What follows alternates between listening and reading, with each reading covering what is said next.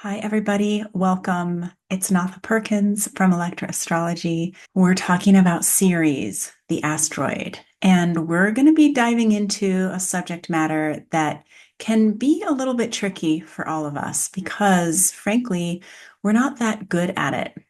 We don't really know how to do it well, and that is self-care. But before you start thinking that I'm going to go into your standard take bubble baths, make sure you're getting enough sleep kind of self-care, we're going to go deeper than that because we are relating this idea of self-care to the asteroid series. And if you missed last week's episode, check that out because that's the first part of the teaching. We're going for 4 weeks with these series themes, and they're all going to build upon one another. If you have not been here before, I am covering every single zodiac sign. I've been doing that for a year on my podcast, and I teach with a style of helping you to understand your own psyche, your own inner psychology, and the psychology of others while we're at it through the lens of spiritual awakening, which, if you have found these teachings, you are on a spiritual awakening path. I use astrology as the organizing tool. So, yes, it's astrology. No, you don't have to know anything about astrology to really get insight here. But the whole point is to help you to self-inquire and help you to know yourself better so that you can be more self-aware, more in the present moment, and more solid, steady, and grounded as we are moving through what feels like a really tumultuous world right now. So, welcome. And for my YouTube people, I will be re-releasing all of the old teachings I started in Sagittarius season last year. So I'm going to be releasing those on YouTube because I want everything to be a cohesive body of work that's really easy to access. And they're edited, so the weekly forecast isn't in there. You don't have to slog through all of that. So if you want to begin the series again, you can either listen to it on Star Narratives, the podcast, and just go back a year, or you can come find it on YouTube. I've rebranded it. It's called Astrology for Awakening, and that is where you'll find all of them. By the end of a year from now, all of the teachings will be in one place, and you can access them really easily and binge them if you want. In the meantime, you have to wait week by week as I release the edited versions again. But all of this information is evergreen. It's all really fantastic for understanding how you work using astrology as the map. And of course, if you like my style, want to book a private reading, you want to work with me in a mentorship or an apprenticeship, you can find me at electraastrology.com. A reminder, I told you this last week, for my YouTube people, the weekly forecast is going to be released in a separate video starting this week. If you're listening on the podcast, it's going to be the same as it always was, with the weekly forecast taking place right after the initial teaching. All right, well, let's dive in. So last week we talked about Ceres and how the asteroids give this great insight into the female part of all of us.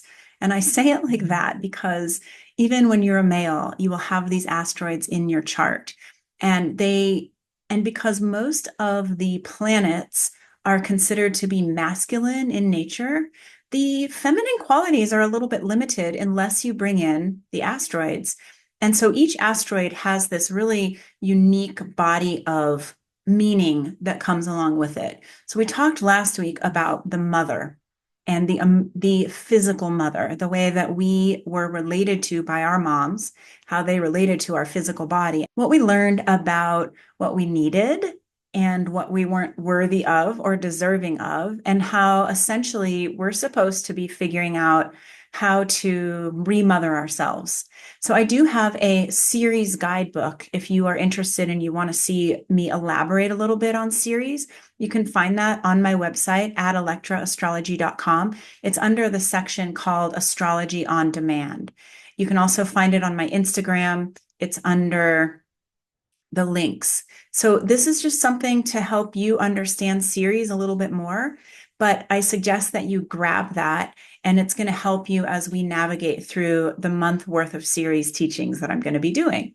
So take a deep breath and begin to tune into your breath here. We're talking about a subject matter that can get a little bit tricky. Many of us are quite disconnected from our physical bodies. And because of our experiences as children, we may never have found the benefit of connecting with our bodies. Our bodies might have felt like a very dangerous place to be. Part of that is because our bodies give us really clear, concise, accurate information. And that information doesn't always merge well with what we're being taught and what is expected of us from the outside. An example of this is knowing that you don't want to go to a party. You're really tired. You don't have the energy. You need some extra sleep. You want to just stay home that night and kind of hibernate, but you already made the commitment and you feel obligated and you're going to feel guilty if you don't show up. You feel like you're going to get in trouble or hurt somebody's feelings. And so you push yourself to go to the party. And we do that all the time when our bodies are giving us very clear, specific guidance. We ignore them because it doesn't fit in with what's expected of us. So right now, just tune into your body. Get a sense of what is happening in there.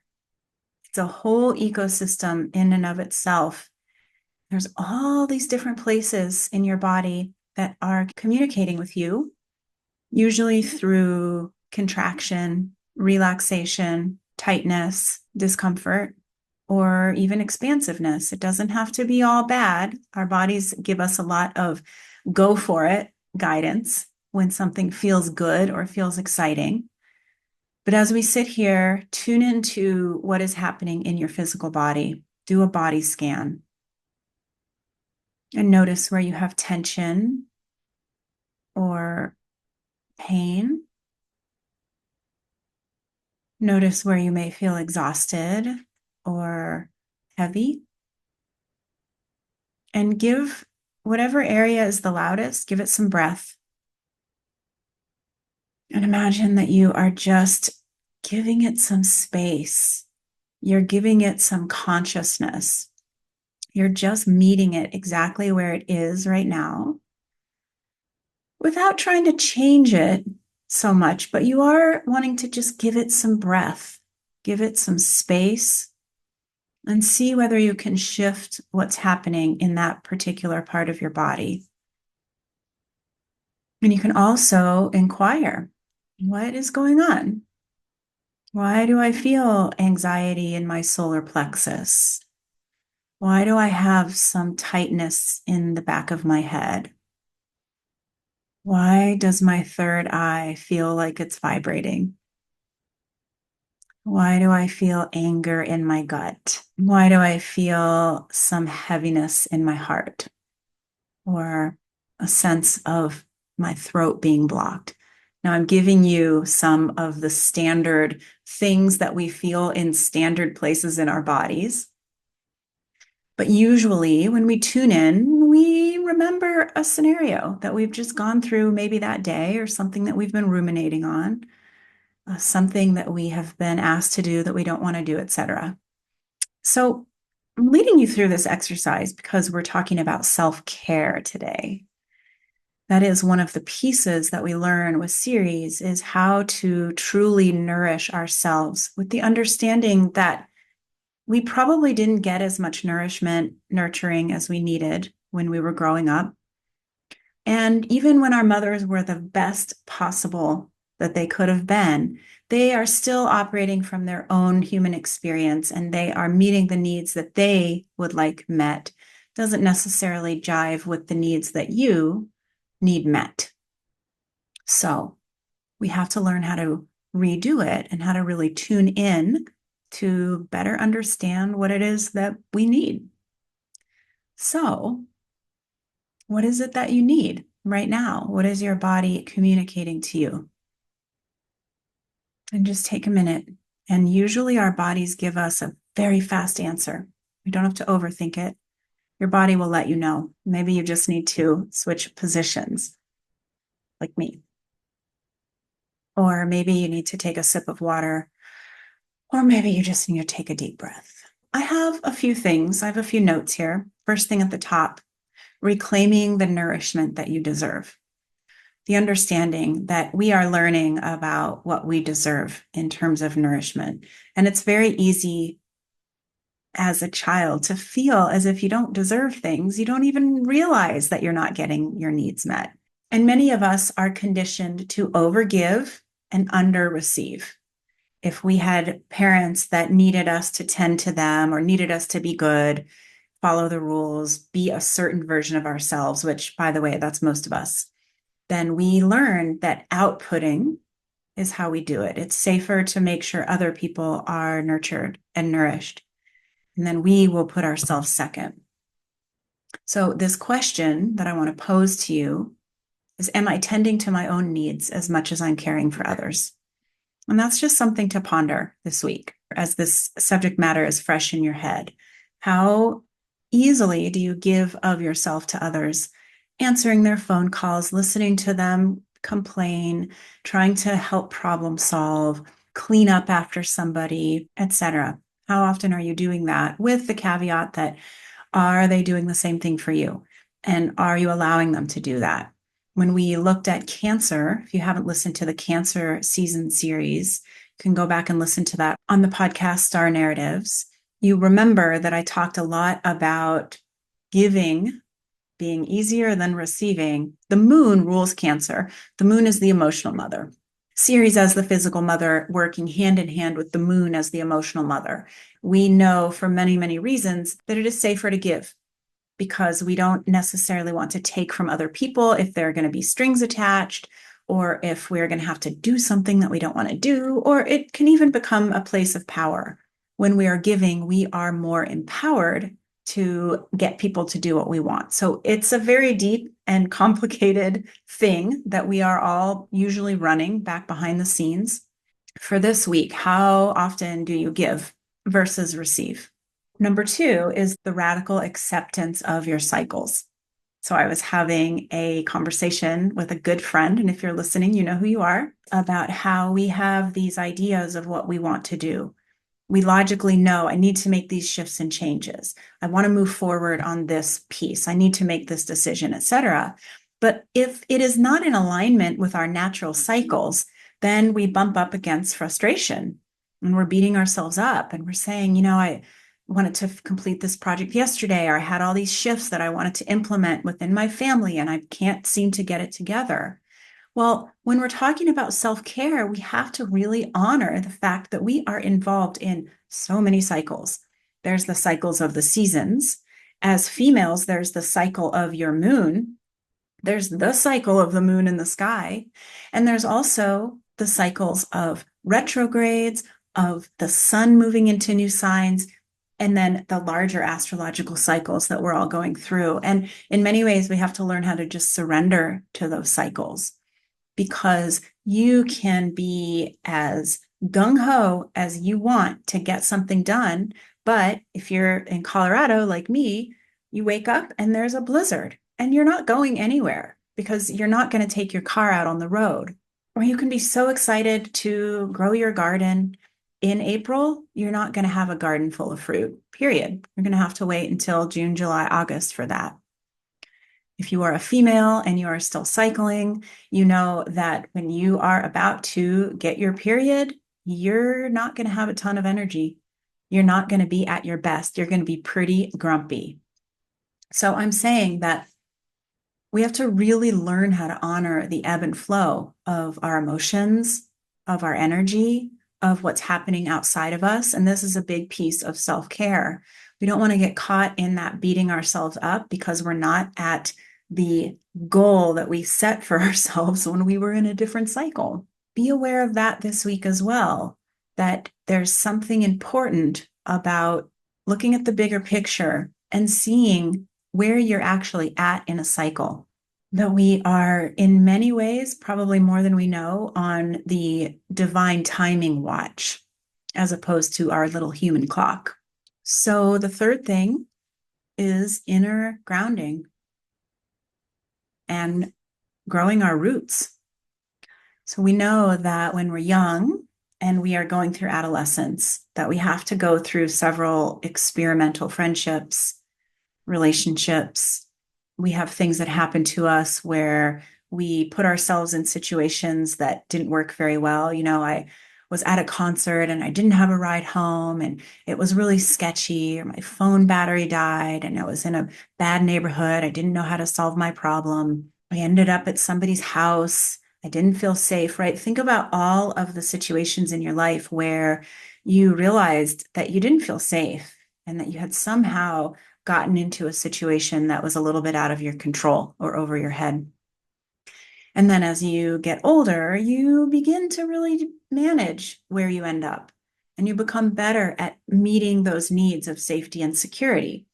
So we know how to do that on a bigger level, hopefully, presumably, but there are still places within our day-to-day lives where we allow ourselves to slip out of feeling safe and secure. And a lot of times that's with relationships that are really close to us, maybe old relationships that we have from our past that we just haven't really updated, or relationships with our parents where we know our parents are always going to respond to us in a certain way and we have to really walk on eggshells. But there's something about really tuning in with yourself and making a deal with yourself, making a commitment that you are going to cultivate spaces and habits that feel safe and secure to you, that you are going to be your number one advocate for anchoring yourself. And that means a lot of this work that we've been talking about over the past year with these astrological tools of holding your steady center, coming back into the present moment, using your breath to steady your nervous system, and really committing to doing those things for yourself. Because with this idea of mothering ourselves, we can't look outside of ourselves and expect somebody to keep coming and reminding us, do this, don't do that. That's a good idea. That's a bad idea. You're in trouble. You're going to do it my way, right? Like, we're passing all of that. We don't need any of that in our lives, but somebody has to step in and provide the solid safety, and that is us. Okay. So another thing is harvesting the fruits of all of your efforts. And I am guilty of this. I work really hard to create something or to get a certain result. And I do it, and I spend less than 5 minutes being excited about what I've done, celebrating my success. I move straight on to the next thing. And so life just becomes a series of a lot of work and effort to accomplish something that then just gets passed by. So there's something, as we're learning to nurture ourselves and nourish ourselves, of really stopping to celebrate what we have done, to have that beautiful dinner that you have created from the vegetables in your garden, allowing yourself to celebrate the things that you have accomplished and achieved. And know that some people in your life are not going to be that excited. And those are usually the people that are not doing this for themselves. And so you don't have to try to get celebratory congrats from everybody around you. That's not what this is about. This is about you just taking a second and looking and saying, look what I've done. Look what I created. There was a lot of blood, sweat, and tears that went into this project. And I did it. And I learned so much. And I'm so grateful to myself for persevering and for learning what I learned and for showing up in the way that I am showing up. So this is a good one. It's really identifying your subtle needs, your subtle hungers and yearnings. A lot of times we will ignore our own needs unless they're so loud that we can't. But small needs, really tapping into what it is that we need in any given moment, is really a powerful self-care practice. As we were sensing into our bodies earlier, we saw that sometimes what we needed was as simple as a sip of water. And other times it can be like you need physical touch. You need to feel excited about something, or you need some silent alone time. There's something powerful about stopping and taking some deep breaths, coming into a connection in the present moment with your physical body and tuning in and saying, what is it that I'm really missing here? What is it that I'm really needing? Because our brains, our minds will assign an instant, well, you just need to finish this project. You need to answer these emails. You need to go take a walk and get some exercise. But what's underneath that is I feel lonely. I feel like I'm worried about being abandoned or what have you, because we will find these deeper needs. And like we talked about through Scorpio season, once we identify a deeper need, it becomes so much easier to meet it effortlessly. It doesn't always require a big, laborious ordeal to try to meet our needs. It can be as simple as saying, I feel really lonely right now, and that's okay. And maybe I need to just tune in with myself and give myself a little more attention. Maybe I need to start a conversation with my higher power or my guides and reestablish that deeper connection with myself so that I don't feel lonely. I actually feel connected. And then finally, I want to wrap up with this idea of the sacred devotion to the self. We know that we are spiritual beings having a human experience. And we know that the more that we caretake ourselves, the better the world functions. And that's one of the issues we talk about all the time here. So that part of the reason why the world is so dysfunctional is because we have so many people that are either overgiving, trying to make sure everybody else is happy, or they are totally self-centered and only trying to generate more of their own power and more resources for themselves. So if we are overgivers or we are surrounded by people that are just takers, like where do we fall into that? What are we supposed to do? So we end up getting drained and depleted. And so many of us were not taught to honor ourselves because when you have parents that need you to be good, happy, quiet, not fight, easy. And you have teachers that need you to follow the rules, walk in a straight line, turn in your homework. And you have peers that need you to look the right way, wear the right clothes, be friends with the right people. Where do we fall in there? What happens when we have other ideas and following everybody else becomes painful or boring? So this is where we develop a sacred devotion to ourself, because the more of us that are embodied, that are able to be in the present moment, that are able to be with our emotions without becoming them and being reactive and dumping all of our pain on somebody else, the more of us that can do that, the more steady the world becomes. So that's what we're doing here. That's why you have found this podcast and these teachings, is because you want to cultivate your steady, balanced center where you are so honoring of your own needs that you're not giving out of guilt and obligation. You're giving because it lights you up.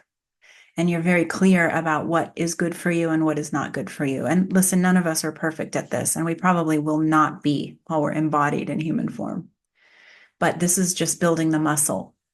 The more we practice sacred honoring of self, the better we get at it. And the people around us watch what we're doing and they say, I want that. I want to practice that too. And this is how we make a profound difference on the planet in humanity. But even before we get there, this is how we make a profound difference in how we nurture and caretake ourselves. So we are reliable, we can rely on ourselves, and we are resilient. We can get through ups and downs without falling off the cliff. All right, so give those things some practice this week. And don't forget, if you have not already gotten your hands on my series virtual guidebook, you can find that at electroastrology.com under Astrology on Demand.